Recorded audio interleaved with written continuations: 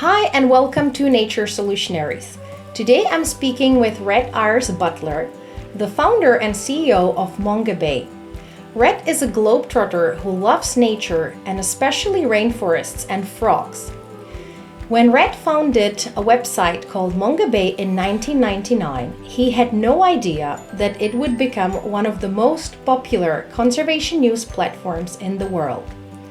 For years, he worked 100 hours per week, wrote thousands of articles, and published thousands of photos, often living from his savings. But the hard effort paid off. The followership kept growing. Rhett started making money from Mongabay and also started hiring journalists. Nowadays, Mongabay has offices in 5 different countries, more than 90 staff, and 1,000 correspondents across the world. And I'm happy to say that I am one of them because in 2021 I wrote 2 articles for Mongabay.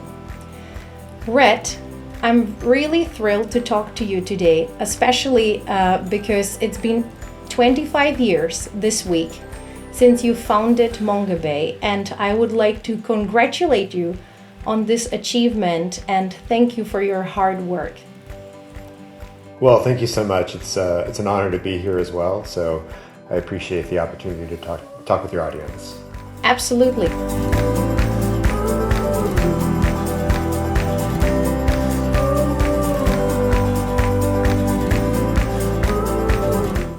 Rhett, I'd like to start with a little funny or crazy question. Please don't be offended. I went through a lot of your photos and they are beautiful, like all the landscape and animals, but I've noticed one thing. How come you almost never smile on any photos? So my wife asked the same question. I'm not sure why.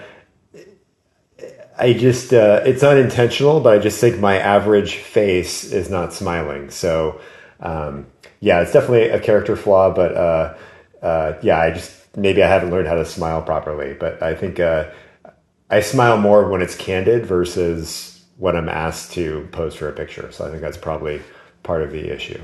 Okay, all right. But I noticed that you smile on a few pictures. So yeah, you were happy. I'm working on it. Yeah, okay, great. Well, you started Mongabay in 1999, as I mentioned in the introduction, and you worked in your apartment, and wearing your pajamas, typing articles on the computer, and you often worked 100 hours per week. That's just incredible. Like, I would fall off the chair. How were you able to do that, and what kept you going? How come you never gave up? Well, I've always had a very strong work ethic. I think because my work was my passion, it made it easier to put in these unreasonable hours. And so, my work is also diverse. So it's not just sitting in front of a computer typing all day long. It's also going out to the field and doing, reporting from these places that really inspire me. It's also interacting with people who are doing incredible things. And so there's always sort of that undercurrent of inspiration, which really helps. I mean, certainly it has been hard at times and, you make a lot of sacrifices. But ultimately, I felt like this mission was much bigger than me, and so I needed to put in the effort to create something that could scale and have much bigger impact. And how many hours do you work these days? So it's variable, but it's almost never less than 60 hours a week. It's probably averages between 70 and 80. Wow. And just before we hop on the call, you said that you woke up at 4 a.m. just to give the picture to the people. And you said, yeah, so you're a pretty busy person. Okay. Anything to add? Well, no, I mean, I am an early riser. I find that those first few hours are a really precious time for me. I get a lot done. I have a family now, and so it's also sort of the only free time I have before the family wakes up, before most work starts. I mean, because we're global, we have people all over the world, so we don't really have, it's like not like a 9 to 5 culture. It's, when I wake up in the morning, I'm dealing with Asia, Africa, Europe, typically. But yeah, it's a lot of work, but I enjoy what I do, and I do take breaks, and I go outside and do that as well. So it's not just me locked in a dungeon in front of a computer all day long. Of course. The inbox is always full. One of the things that I found fascinating about your career is that you have been interested in commodity trading, economics, and startups. And for me, it was unbelievable that you work for Deloitte, which is one of the largest consulting or accounting firms in the world. And I feel like the world of conservation and business could not be more distant. How were you able to live in both of these worlds? They are very distant for sure. And I wasn't, when we talk about commodity trading, I was more interested in the numbers rather than the commodities, although I was aware of these commodities come from the natural world, and things like weather and drought have an impact, as do deforestation and things like that. So that was always part of the picture, but it was really more of looking at the numbers and how markets change in response to external conditions. And so there's sort of that tie with the environment, because so many environmental issues are driven by externalities that aren't priced in. And so I do think there is an intersection there. When I was at Deloitte, it was very different. It had nothing to do with nature. There were I sometimes I was working on supply chain disruption things. So it'd be like there'd be litigation over some kind of supply chain disruption. And so sometimes those were the result of things that happened, either natural disasters or, natural disasters that are actually human caused disasters, let's say. So there's a little bit of that, but it was pretty different. I mean, I don't have any background in what I do now. Like, I don't have any background as a journalist. I'm not formally trained as an environmentalist. I had no experience running a nonprofit. But I brought sort of the experiences I had working in the private sector to the nonprofit. And so I'm always thinking about, okay, what is the return on investment on something? And usually when you talk about investment, it's more like investment of your time rather than necessarily investment of resources. But also, as you speak with donors, you're talking about the return being really impact. So like, what kind of impact are you offering in response to a donation? Like, are you efficient with the money that's coming in? And so I think that's all been very helpful in how I've gone about running Mongabay as a nonprofit organization. We'll definitely talk about this equation: money, time, impact. That's super important and interesting. I know that, and it's funny because after graduating from university, even though I graduated from humanities, so international relations and environmental studies, I also joined a corporation, Accenture. So we have something similar, and now I focus on environmental journalism. So I think it's just part of our journey. So after it became clear to you that Mongabay could bring revenues from ads, you left the comfort of a steady income and you decided to go for your passion full time. Have there been times where you felt like you were comparing yourself with the peers because it was very difficult and you were working many hours but you didn't have any income? So have there been any times where you felt like insecure? I wouldn't say I've felt insecure about this issue. I mean, certainly everything you mentioned is very true. So I live in Silicon Valley, and my peers generally, they've grown up in Silicon Valley, and there's been this incredible accumulation of wealth. And for a lot of the people who live around me, their focus is on accumulating wealth. And so, if they've made their $30 million, they're trying to make $50 million. If they're worth $900 million, they're trying to become a multi-billionaire sort of thing. And so that's sort of that's all around me all the time. And so, yeah, I mean, when I go to some social events and, I talk about what I do, there's a few reactions. So one reaction is, you're crazy because you're not chasing money. Another is people just walk away because they don't know, they only want to interact with tech people. So yeah, I mean, it is a little bit weird, but I don't really feel that pressure because I've never really been driven. I've definitely never been driven by money because I made a lot of decisions that were bad economic decisions. I I've had offers to join startups that ended up doing very well, but I just really had no interest in pursuing that work because I am passionate about Mongabay. So yeah, I mean, I've left a ton of money on the table, but it was never about money for me. If it was, I wouldn't be doing Mongabay. But when I started Mongabay, I think it's important to note that I did have an overlapping period of time where I was drawing a salary. So it was not a total leap of faith or risky decision. So I had this 6-month interval where I was earning a normal salary, but earning advertising revenue, and the advertising revenue is growing. And so once I saw this happening, I could kind of see the writing on the wall and say, well, this is actually a pathway where I could pursue this. I mean, it was a lot less money than I was making, when I started, a normal job. But by the time that I actually left my job, it was equal to close to half my take-home pay. So, and it continued to grow. I mean, it was definitely not the best economic decision, but it was not a reckless decision or like a huge risk.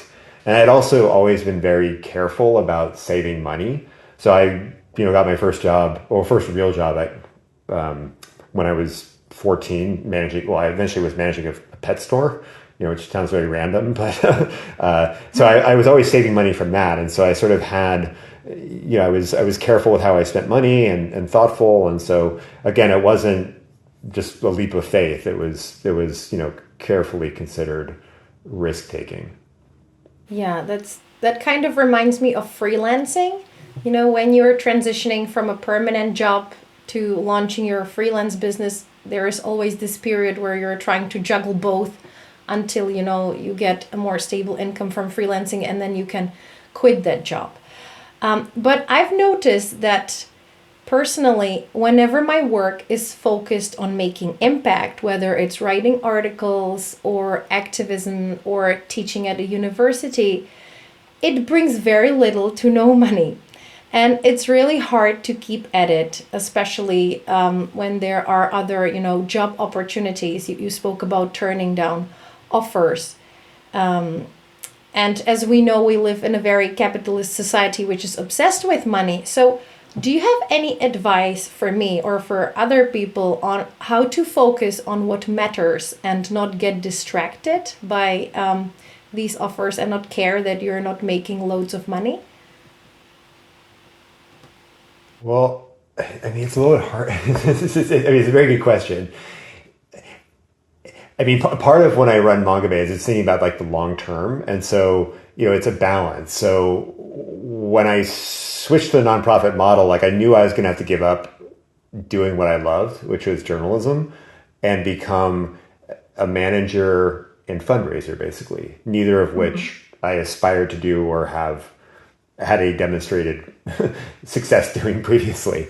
So, but again, like I was trying to think of like the bigger impact of it. So, I mean, it's a little bit different because it's not what I'm doing personally, I guess. I'm not thinking of like where my next paycheck is coming from. I'm like trying to build this infrastructure, which is going to lead to much greater impact. But on the fundraising side, I think about, okay, well, who are the audiences of people who might donate to Mongabay? And how do I sort of align what I'm doing with Mongabay with, what they are interested in?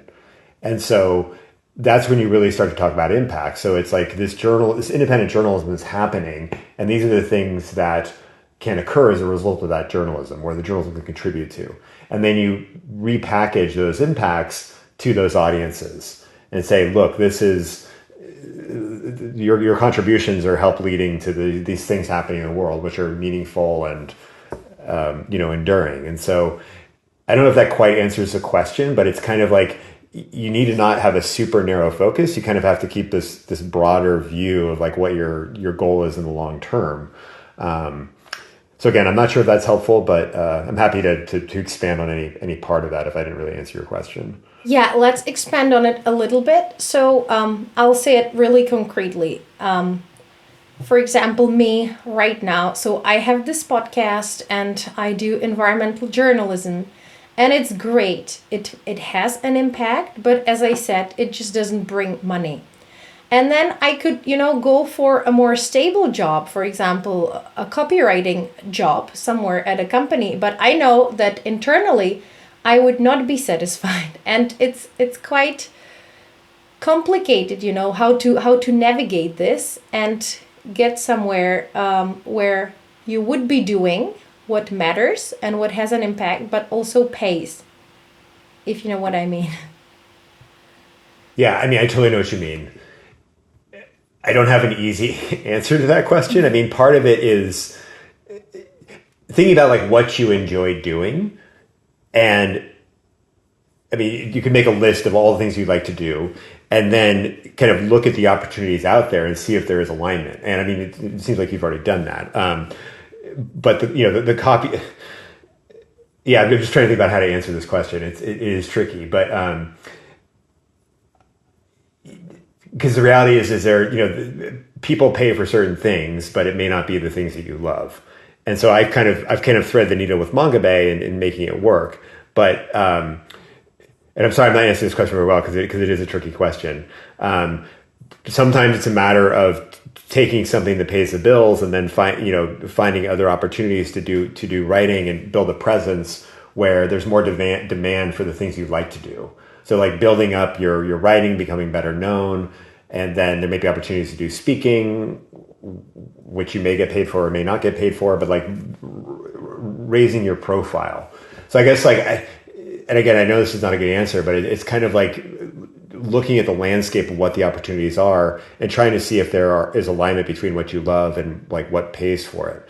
That said, like Mongabay is a podcast, and the podcast is really challenging because there is no money for the podcast, that comes in. Like we don't sell ads. Donors aren't very interested in supporting podcasts. So it's something we continue to do because it has impact, but it's hard to justify, financially. And so if I were just running a podcast, it would be the same sort of situation. It's like, well, this is a fun project, but it's really hard to pay for. So I need to figure out some way to leverage my time where I can earn money that enables me to continue doing this other thing. Again, I realize I'm not really answering your question, but it is a hard thing that sort of we all have to navigate and for ourselves and kind of figure out, what is the pathway forward. It totally makes sense. And I think that reading your personal story, I read 2 long articles about how you founded Mongabay. It just takes a lot of time and hard work. And then we can get there. Yeah. I'm wondering. And there's that. Yeah. Oh, I was going to say, there's not like a secret hack or anything. That's the challenge. You're going to have to find your way forward. I mean, I wish it was easy, but it's really not. Who were your biggest supporters from the very beginning, from 1999 until now?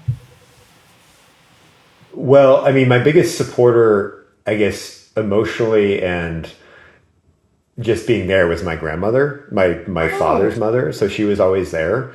She was always very encouraging of what I did. My parents are now encouraging of what I did, but they did not like it when I, quit my job and turned down these various Silicon Valley efforts to pursue this kind of esoteric rainforest pursuit. So it took a long time for them to come around to that. And how long did it take them? It took years. I mean, at least, 5 to 8 years, something like that. And it really, what it took was sort of the outside accolades and recognition of Mongabay, where they kind of realized, oh, this is not just a fun, like a pet project or whatever. This is actually like a viable pathway. And I think they might have also been, I think there's also a degree where they would have friends who would sort of like assume, oh, you must like, your son doesn't have a real job and you're supporting him. And they're like, well, no, we're not supporting him, but we don't, we don't see like the long-term potential for this. Like, I think that was also probably a factor there. It's hard for me to say because I haven't really asked them. But, I made it work. And I think once they saw that this is something that I was able to do on my own and grow and turn into something, and other people respected it, that it became sort of an acceptable decision. Yeah. All these external recognitions are important for people. I've encountered this myself and with a couple of friends who are doing really great work, but their parents just don't get it. And they would much rather want them to be, lawyers, doctors, accountants, because it's more comprehensible for them. And they don't understand, that you're working from home and doing something on the computer, and it's a real job. Yeah. And I mean, yeah, my parents also had very traditional jobs. I mean, my dad like had a normal, he was like a lawyer, like a normal lawyer, and then my mom was a travel agent. So it's very standard. But I encounter it going back to our earlier part of our conversation. I encounter quite a bit in the tech sector where I explain to people what I do, and they understand the concept of remote working, but like running an NGO is just so foreign to them, and they're getting paid to like an order of magnitude more salary, and then they're getting stock options, and they're like always chasing the next opportunity to make more money. And the fact that I don't do that is just so different. A lot of people don't really understand it. I worked for 2 years in a startup incubator as a content producer, and I know the environment of startups. It's so like toxic, I would say. People are just so obsessed, and you said it yourself. It's crazy. Like they're making $30 million, but they're not satisfied. They want to make more. That other guy who was making 900 million, he wants to become a billionaire. Why aren't they ever satisfied? Yeah, I mean, I think, I think every startup is different, but I think generally that's like kind of the hustle culture that you experience, at least here in Silicon Valley. But that said, I mean, people might look at me and say, okay, well, I'm not chasing money. I'm like trying to save the rainforest or something like that. And that's like my passion. And so they may look at that as strange. So I think it just depends on where your values are. And my values aren't around money. Or materialism. So it's just quite a bit different. But I think, people have their own motivations for doing things. But yeah, it's not something that I relate to. Before Mongabay became this giant, with 1,000 correspondents across the world and 90 staff, it initially started as you said, like wearing pajamas, working from your home, or traveling abroad. And now you're running this fully professional NGO. And I'm wondering, which part of running Mongabay did you enjoy the most?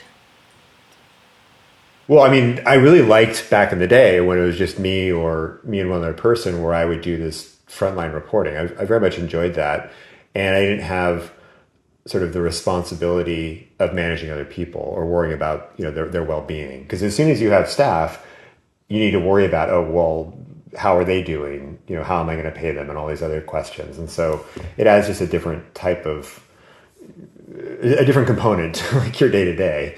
And the nature of what Mongabay does is we have a lot of people in areas that are risky. And so I have to keep on top of what's happening, from a security standpoint in many countries around the world and being always thinking about these things. And so it's just a lot more to what I do. I mean, I enjoy what I do now, but I'm not a natural fundraiser. I'm not a salesperson. I'm not really I'm not a natural manager, but I've kind of figured it out. So it is very different. I do still like getting out to the field. So I've tried to really reduce my travel primarily because of the environmental impact.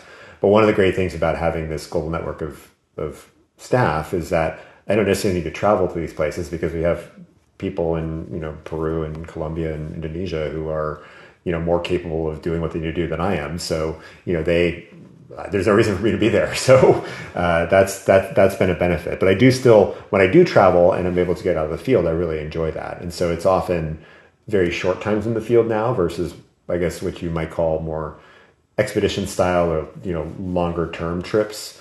I just can't really be offline for that long anymore because I need to be responsible to people and responsible and able to get back to them. But a couple weeks ago, I was in Panama and I was able to go into the forest for like a day and a half, which was great. And so I really cherish those opportunities. And I don't really write substantive articles generally anymore. I do like short updates, which I can turn around very quickly. But I will sometimes work with a journalist. So if I'm in, say, the Amazon, I will collect footage or material, and now the local journalist who actually does the real journalism. So I'll contribute imagery or video to the process and maybe, the story idea, but they'll actually do the hard part of it. And so I still very much enjoy doing that. Yeah, absolutely. You mentioned the travels. You were a very lucky child because you got to travel a lot, and that instilled this love for nature. And in one article, you mentioned that it was the frogs that helped you embark on this journey. How does it feel to go to these places after, I don't know, like 30 or 20 years and see them? You know, many of them must have been destructed by logging and extraction. How does it feel? Yeah, well, I will say that there have been a few notable examples of places being destroyed, and it is really devastating. I mean, the inspiration for Mongabay was going to Ecuador and having this incredible experience, staying in a fairly traditional indigenous village, coming back and then reading about this oil spill. And so that area was then affected by this oil, the oil and the people, the nature and the wildlife. I actually went back there last year, and it looks fine. I mean, it's recovered. So it was a bad period of time, but recovery is possible. So the other thing that actually led me to start Mongabay was this experience in Borneo. That forest was destroyed and is now an oil palm plantation. So there's no going back for that one. But a lot of the other places I visited are still okay. I mean, so that's positive. But it is certainly devastating to visit a place that has been destroyed or greatly altered. And so some of the places I visited are now like they may have more they may have like tourist infrastructure. Like when I went there, maybe it was just like like a hut in the forest because it's like a research, not even station, just building or something. And now there's rooms for researchers and tourists, and so it's much easier to visit there. And I mean, that has knock-on effects obviously, but it's different. But I would say like the majority of places that I have returned to have not been destroyed, which is positive. Good news. Yeah. But one thing you do notice is there are changes in wildlife. Like I've noticed that insects are gone in a lot of these places. You'd have these incredible densities of insects or birds, and you just don't. It's just a much quieter forest now.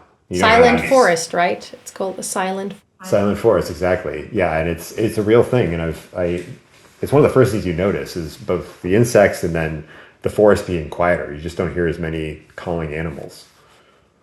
Yeah, that's sad. And I know that you created Mongabay to raise awareness about this and also to publish your book about rainforests. And it leads me to a question, when I started environmental journalism in 2021, I was so surprised at how little interest major newsrooms or publications have for conservation. I found it very hard to pitch like typical conservation stories. I found that most articles are either about climate change or energy. Why is that? And has it changed over the past 25 years since you founded Mongabay?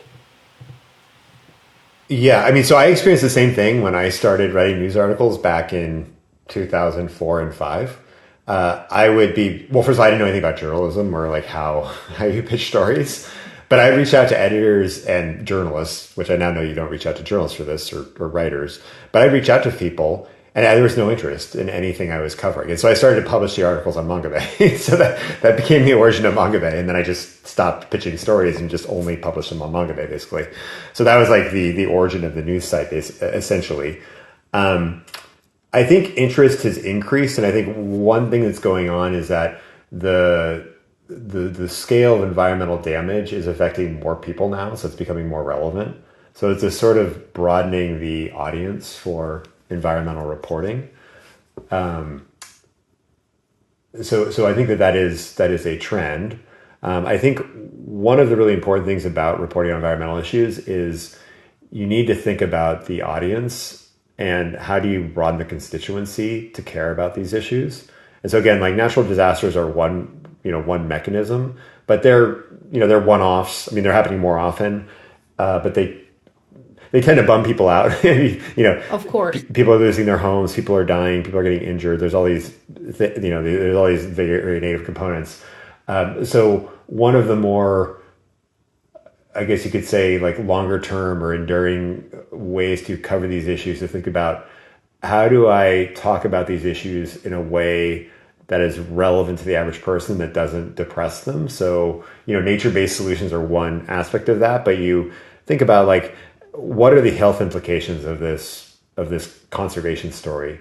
Or, what is like, what's the human interest element in this, other topic? And so really trying to think about how is this story going to resonate with a broader audience? And again, it's all around kind of broadening the constituency around conservation or environmental reporting. And the other component to this is that more and more people are avoiding the news. And so there's an annual survey that's done by the Reuters Institute at Oxford, which looks at this issue. And it's almost 40% of people now identify as being news avoiders. And the reasons for that are many. Some people don't trust journalists. A lot of people say the news bums them out. And so how do you reach those people? Well, one of the interesting things is when you look at the political divide on news avoidance. And so people who identify as being on the right, which in the US means conservative, something like 70% of them avoid climate and environment news. Wow. So if you want to reach them with those kind of stories, you look at the topics that they don't avoid. And so that's like security, economics, science. And so if you frame these stories like a climate story around the economic implications or security implications of environmental degradation, you might have a better chance at reaching that audience that otherwise tunes out. And so if you're thinking about mainstream publications, you can't just only target like environmentalists. Like that's not that big a segment of the world. And so it's like, what are the points of this story that will reach or engage like the broader audience? And so I think that's a key question when you're pitching stories. If you're pitching to Mongabay, we're more of a niche audience, but if you're pitching New York Times or something, then it's going to be broader. So that's another consideration. The other thing that's interesting about news avoidance is that among people who describe themselves as news avoiders, there are still topics they read. And so it's positive topics, it's solutions, and it's explainers. Yeah. Yeah, it's great that you're bringing up solutions, because I wanted to say that there is solutions journalism, which is getting a lot of traction. There are publications that are focused on bringing these solution stories, and I'm a solutions oriented journalist, and I think that this is what we need, like a lot of times people avoid news because they are just fed up with the doom and gloom stories all the time. And the solutions aren't just, we are in the happy corner and everything is positive, but, like showing the problem and showing the solution. So that's good. And speaking of the news avoidance, it's really funny because this semester I was teaching a course at the university, and there were 10 students, and we had one war correspondent from Ukraine, and we were speaking about this, and even he said that he's avoiding news. And so many journalism students are avoiding news. So it's just unbelievable that we reached this stage. I think it's also because of this info glut, there is just so much information, and it's really hard to keep up to date. It's just impossible. So maybe that's why people also give up. What do you think? Yeah, sort of the information glut is an issue. A lot of it, there's just so much garbage out there too, is a problem. But I do think that right now, there's so many things happening in the world that can be potentially overwhelming and devastating to people that you get burned out on it. In the US, you have, school shootings every week. You have these, major conflicts around the world.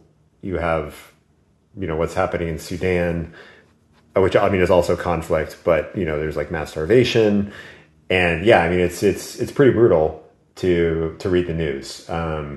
So I totally empathize with people who avoid it, and I don't, but I think I'm close to being in the minority in some regards. Yeah. If you started Mongabay this year, do you think that it would still be possible to make it so successful, given what we're talking about, news avoidance and the info glut?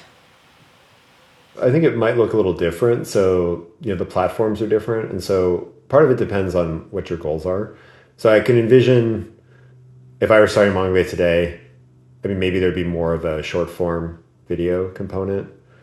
Like maybe it would exist within social media primarily, like, TikTok. So TikTok is not a very good channel for Mongabay generally because we're trying to reach specific user groups rather than do mass market, hearts and minds type stuff.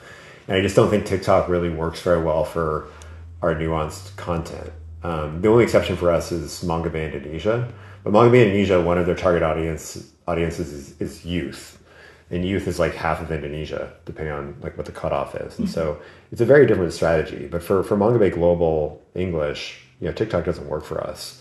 So if I were to start Mongabay again, it would be really thinking about what my goals are, who the audience is, and then trying to figure out like where the platforms are that we reach them.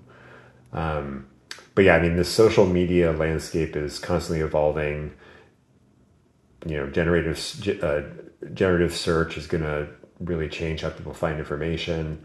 So it's a very confusing moment in terms of distribution. And so what Mongabay's approach has always been is to really focus on creating good original reporting. And so we never did search engine optimization, for example, SEO, which was, a big concept for, 20 years, 25 years. Now it's probably becoming less important. I mean, I don't really care, but one way or the other, because we don't do it. But we haven't chased the fads over the years, and so we've just continuously focused on creating this original content, and that's kind of gotten us through things. And so I think as the world gets swamped in garbage from generative AI, I would like to think that original journalism is going to be the primary source for new information entering the ecosystem, and so Mongabay is theoretically well positioned for that. I think the two problems there or two big problems are whether people have the ability to discern between what's real or not real. I think may get better. Hard to say, but I think it may get better. But the second thing is, do people care? And I think that's the bigger issue. And I think an argument can be made that a lot of people, maybe most people, don't care anymore.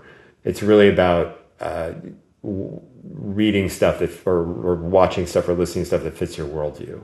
And that's a really troubling part for me. Yeah, well, unfortunately, I'm no expert on AI, but it will definitely impact my life and career as well because it's writing and it could be replaced. So, and a lot of people in copywriting are using it and some of the students. So, yeah, it's a big challenge, and who knows how it will end up, right? Everything is changing rapidly. But I totally agree with you that creating original content, I think that it will like outwin this generated content. Well, but who knows? I'm keeping my fingers crossed. I'd like to ask you, what would be your advice for people who are passionate about a certain cause, whether it's conservation or women's rights or any other cause, but are hesitating whether to pursue it or go for the easier 9-to-5 job? Well, you sort of have to live within the economic realities of things. And so it is important. Like I'd always advise people to start to explore options when they have a job, because when you don't have a job, you may be forced into making hard decisions that sort of like push you further away from pursuing your goal. So I would always say, if you have a job, start to explore those other options while you have that job. So you have sort of that security as a starting point. But another thing is to think, so once you're doing that, so think about, what you're interested, what you enjoy doing, but also try to understand like what you're good at. I mean, hopefully those are the same things, but they may not be the same things. And then look at the landscape and like where the opportunities are, whether that's other jobs or creating something, but really try to understand those opportunities and sort of what's involved. So if you're if you're going to start a website or I don't know, like a TikTok channel or something like that, be realistic about what you'll need to do in order for that to work. I guess that would be my high level general advice to sort of pursuing something. And also work 100 hours per week. Well, I don't recommend anyone do that, but I have the nature, the whatever to do that, but I generally don't advise anyone to do that, and I certainly don't advise anyone in Mongabay to do that. Okay, all right. Thank you so much for creating Mongabay and giving a lot of people, including me, an opportunity to do environmental journalism. Yeah, well, thank you for your contribution to Mongabay, and thank you for doing this podcast and the opportunity to speak with you and your audience. Thank you. Thank you, Rhett. Thank you for listening. I hope this interview left you with a feeling that in spite of big challenges, we can all do something to make life better for women, nature, and the future generations. We can all be solutionaries. If you enjoyed this episode, click the subscribe button now. If you know someone who supports women's rights, who loves nature and animals, and who cares about the future of the planet and humankind, please share Nature Solutionaries with them today. And as for you and I, we can connect on LinkedIn today. For more information, visit veronicaperkova.com. I'm Veronica Perkova, and I look forward to talking to you soon.